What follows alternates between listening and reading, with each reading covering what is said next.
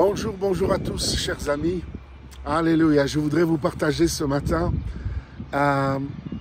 quelque chose qui est très important, que beaucoup d'enfants de Dieu, même de pasteurs, n'ont pas compris. C'est que vous avez affaire à 4 lois. Si vous ne comprenez pas cela, vous mélangerez tout en vous. Quand c'est votre âme, quand c'est votre esprit, comment fonctionner avec Dieu. Et la Bible nous parle clairement que nous avons affaire à 4 lois, les amis.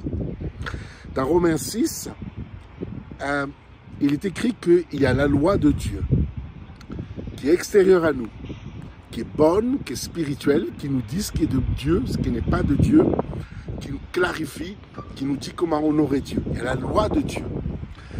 Deuxièmement, il y a la loi de notre entendement. C'est quoi? La loi de ton entendement, c'est que tu es né de nouveau, donc à l'intérieur de toi, il y a une loi perpétuelle.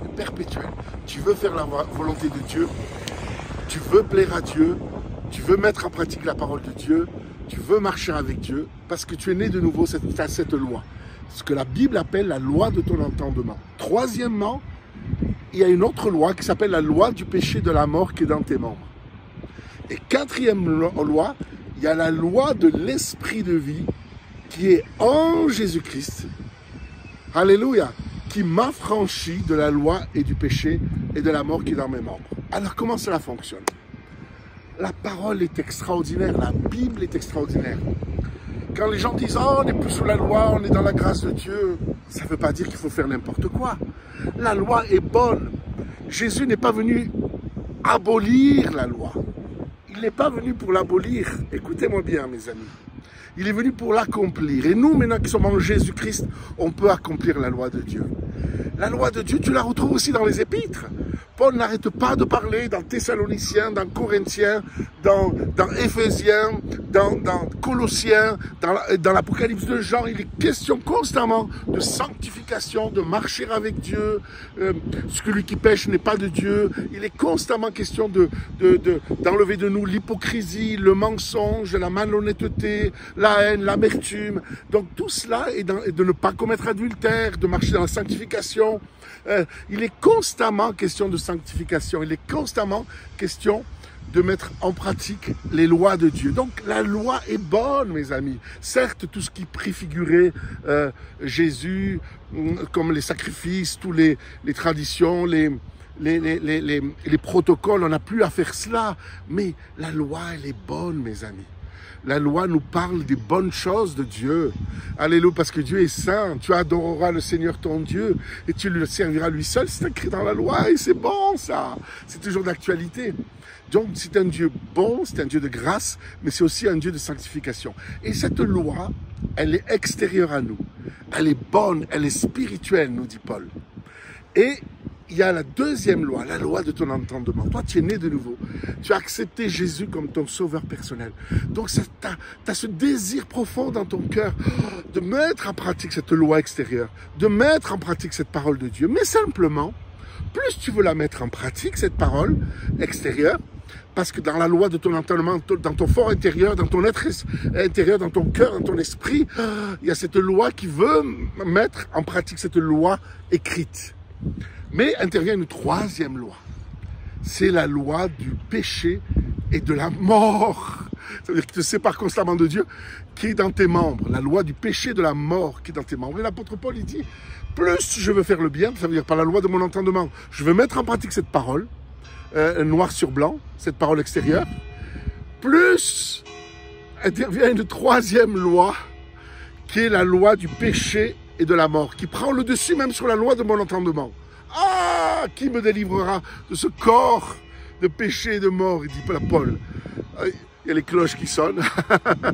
et en fait, il dit, quand je veux faire le bien, par la loi de mon entendement, le péché est attaché à moi et le péché prend dessus. Donc, quand je veux faire le bien, je fais le mal et c'est lui qui prend toujours dessus. Ah, qui c'est qui va me délivrer de cette loi intérieure en moi, du péché de la mort qui prend toujours le dessus? Eh bien, grâce soit rendue à Dieu. Quatrième loi. La loi de l'esprit de vie qui est en Jésus-Christ m'a affranchi de la loi du péché et de la mort qui est dans mes membres. Amen. Donc cette quatrième loi, c'est la loi de l'esprit de vie. En Jésus-Christ, nous avons accès à la personne du Saint-Esprit. Nous fixons les yeux sur Jésus, nous voyons nous en Jésus-Christ, parce que maintenant nous faisons partie de sa chair et de ses os, spirituellement parlant. Nous sommes devenus une même plante avec Jésus. En Jésus-Christ, nous avons accès à la personne du Saint-Esprit. Quand Jean-Baptiste a vu Jésus, il ne voyait plus son cousin. Il a été sous le réma de Dieu, sous la révélation prophétique de Dieu. Il dit, voici l'agneau de Dieu qui ôte le péché du monde. Lui, Jésus, Yeshua, le Messie que vous attendez, il va vous baptiser du Saint-Esprit et de feu. Alléluia. Donc Jésus nous fait rentrer dans la plénitude du Saint-Esprit. Donc Jésus est la porte. Il est la porte des brebis. Il est la porte qui nous donne accès à la troisième personne de la Trinité, la personne du Saint-Esprit. L'apôtre Paul l'appelle même Seigneur, l'Esprit avec un grand E, qui est Seigneur. Alléluia. Et quand on fixe nos yeux vers Jésus ressuscité, qu'on se voit en Jésus ressuscité, là, oh, alléluia, on a accès à la personne du Saint-Esprit. Et quand vous voyez un texte de la Bible qui vous dit, par exemple, tu ne convoiteras pas, tu dois passer du temps avec Dieu, tu dois te donner à Dieu.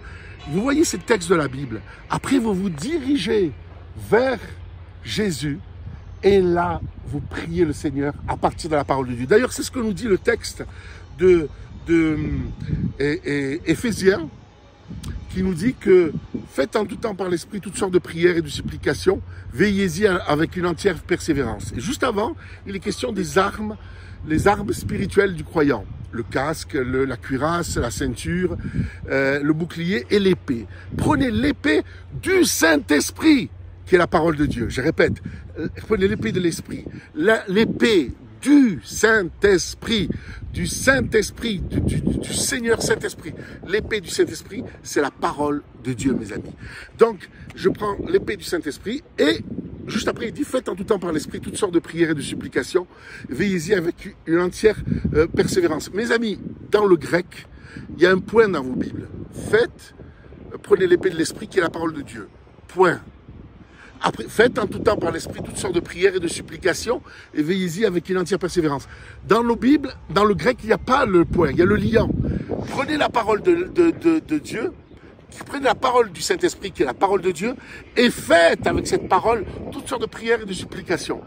Et veillez même à cela avec une entière persévérance. C'est-à-dire, je prends Psaume 123, l'Éternel est mon berger, je ne manquerai de rien. Je lis ce texte, je me nourris, je visualise. Je ne manquerai de rien grâce au Seigneur. Après, je me dirige vers Jésus ou vers le Père. Je me dirige vers Dieu et je dis, oh Seigneur, merci parce que tu es mon berger, Jésus. Merci, Papa Céleste, parce que tu es mon berger. Je prends la parole de Dieu, alléluia, qui est l'épée du Saint-Esprit, et je prie ou je proclame en fonction des circonstances. Alléluia. Et je proclame et je prie. Et je fais toutes sortes de prières, de supplications, de proclamations avec la parole de Dieu. L'Éternel est mon berger, je ne manquerai de rien. Il me fait reposer dans de verts pâturages. Oh, merci Seigneur, parce qu'avec toi, tu es El Shaddai, le Dieu plus que suffisant. Tu es Yahvé Jireh. Oh, je ne manquerai de rien avec toi, Seigneur. Et vous en faites des prières, vous en faites des louanges, vous en faites des acclamations, des proclamations, vous en faites des adorations.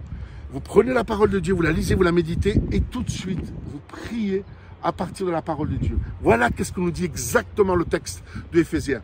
Prenez l'épée du Saint-Esprit, qui est la parole de Dieu, enlevez le point de vos Bibles en faisant toutes sortes de prières et de supplications et veillez à cela avec une entière persévérance. C'est-à-dire, prenez le style de prière de cela. Vous prenez un texte de la parole de Dieu, vous vous dirigez vers Dieu et vous demandez si vous avez besoin de sagesse. Par exemple, vous lisez un texte sur la sagesse. Vous avez besoin de sanctification. Vous demandez que le sang vous purifie et vous demandez au Seigneur la force. Alléluia. C'est un esprit de force que nous avons reçu. Un esprit d'amour et un esprit de sagesse. Donc vous puisez en Christ. Vous avez toute la plénitude de la divinité. En Christ, vous avez accès à la personne du Saint-Esprit. Tout ce qui contribue à ta vie spirituelle et à ta piété est en Jésus-Christ. Donc mes amis, nous avons affaire à 4 lois. La loi qui est écrite noir sur blanc, qui est bonne, qui est spirituelle. Alléluia. Quand la Bible dit nous ne sommes plus sous la loi, nous sommes dans la grâce de Dieu, ça veut dire nous ne sommes plus sous la loi pour être justifiés au départ de notre vie chrétienne. Nous sommes justifiés uniquement par le sang de Jésus-Christ, sans faire des œuvres, parce qu'il y a beaucoup de gens que vous rencontrez, qui vont vous dire, ah, moi je fais des bonnes œuvres, hein, vous savez, chaque fois des gens, ils essayent toujours de se justifier, moi je suis pas si mauvais que ça dans la vie, vous savez, je m'occupe de ma famille, mes enfants, j'ai beaucoup souffert dans la vie, toujours les gens se justifient. Non! Aucune justification, on n'est sauvé que par la grâce de Jésus, que par le sacrifice de la croix, que par la croix. Mais tu es sauvé pour servir. Tu es sauvé pour te consacrer à Dieu. Tu es sauvé pour être bouillant, parce que les tièdes, il les vomira de sa bouche. Tu es sauvé pour, comme dit Romains 12 au verset 1, pour te donner un sacrifice vivant, pour dépendre de Jésus. Et quand tu te consacres au Seigneur, quand tu dépends de Jésus, il grave sa loi, la loi de l'esprit de vie, la 4e loi. Il grave sa loi dans ton cœur. Alléluia. Et alléluia. Il met le vouloir, non seulement il te donne ses désirs, mais en plus il te donne la capacité de le faire. Il te donne le vouloir, le désir, la force, la capacité de le faire. Il te donne le vouloir et le faire en toi. Amen, amen, amen, amen. Je répète, pour terminer mes amis, nous avons affaire à 4 lois. La loi de la parole de Dieu. Ancien, Nouveau Testament, elle est bonne, elle est bonne, elle est bonne. La loi de Dieu. Alléluia. Ça n'a pas changé, Dieu n'a pas changé. Sans un nombre de variations, Dieu est Dieu. Alléluia. Sa parole, aucun iota de sa parole ne disparaîtra. Rien. La parole, elle est bonne. Donc, la loi écrite, noir sur blanc. Deuxièmement, j'ai la loi de mon entendement. Je voudrais mettre en pratique cette loi. Je suis né de nouveau. Je marche avec Dieu. Donc, c'est cette loi perpétuelle en moi qui veut plaire à Dieu, qui veut faire la volonté de Dieu. Troisièmement, il y a la loi en moi du péché et de la mort. Plus je veux mettre la parole de Dieu en pratique, plus ça excite ce péché en moi qui prend le dessus. Ça le fortifie. Quel paradoxe! Comme si la loi me conduit à la mort. Non, la loi révèle qui tu es, ta nature pécheresse, pour que tu ne dépendes plus de toi-même, pour que tu dépendes de Jésus ressuscité, pour que tu t'abandonnes à lui. Parce que sans Jésus, Jésus a dit, vous ne pouvez rien faire. Alléluia. Et l'apôtre Paul, chaque fois revenait au pied de la croix, chaque fois, il disait, quand je suis faible, c'est alors que je suis fort. Que la puissance de Dieu peut demeurer sur moi. Face à l'adversité, à la persécution, à tout ce qu'il a vécu, il avait alléluia, de la dépendance de Jésus. Il revenait toujours au pied de la croix. Et le Seigneur le gardait, c'est extraordinaire. Alléluia. Donc, la loi écrite. Deuxièmement, la loi de ton entendement qui veut mettre en pratique cette parole. Troisièmement, la loi du péché de la mort qui est dans tes mains, qui prend toujours le dessus. Mais merci Seigneur pour la 4e loi, la loi de l'esprit de vie, qui est en Jésus-Christ, m'a affranchi, libéré, alléluia, nettoyé. La loi de l'esprit de vie qui est en Jésus-Christ m'a affranchi de la loi du péché, de la mort qui est dans mes membres. Ça veut dire, elle anesthésie cette loi de l'esprit de la mort. Vous négligez la prière, vous négligez jour après jour de vous consacrer à Dieu, qu'est-ce qui arrive? Eh bien, hop, le péché reprend vie en toi. La loi, elle est bonne, elle est spirituelle, elle est là, la pédagogie de Dieu pour nous conduire à Christ, pour dépendre de Jésus. C'est la méthode de Dieu. Alléluia. La loi, elle est bonne. Il faut la méditer. Médite à la parole de Dieu, la loi de Dieu. Jour et nuit, qu'elle ne s'éloigne point de ta bouche. Alléluia. Et tu réussiras dans tout ce que tu entreprendras. Donc, mes amis, n'oubliez pas, vous avez affaire à 4 lois. La loi extérieure, la loi de ton entendement, la loi du péché et de la mort qui est dans tes membres, qui prend toujours le dessus. Mais quand tu fixes tes yeux sur Jésus, tu dépends de Jésus, tu pries à partir de la parole de Dieu, tu lis la parole de Dieu, tu la médites, tu la visualises, et après tu loues le Seigneur, ou tu demandes quelque chose à Dieu, ou tu proclames en fonction de ce que tu lis, de tes besoins. Oh, tu dépends de Jésus ressuscité. Oh, alléluia. Cette loi, cet esprit, la loi, il y a un esprit, et cet esprit, il a une loi, c'est la loi de l'esprit de vie qui est en Jésus-Christ affranchi. Par l'esprit de Dieu, nous dit Romains 8, faites mourir les actions du corps. Par l'esprit de Dieu, faites mourir les actions du corps. Les fils de Dieu sont conduits par l'esprit de Dieu. Soyez bénis, soyez des hommes et des femmes de l'esprit, soyez des hommes et des femmes qui dépendent de Jésus ressuscité. Alléluia, je sens tellement la présence de Dieu en vous partageant cela.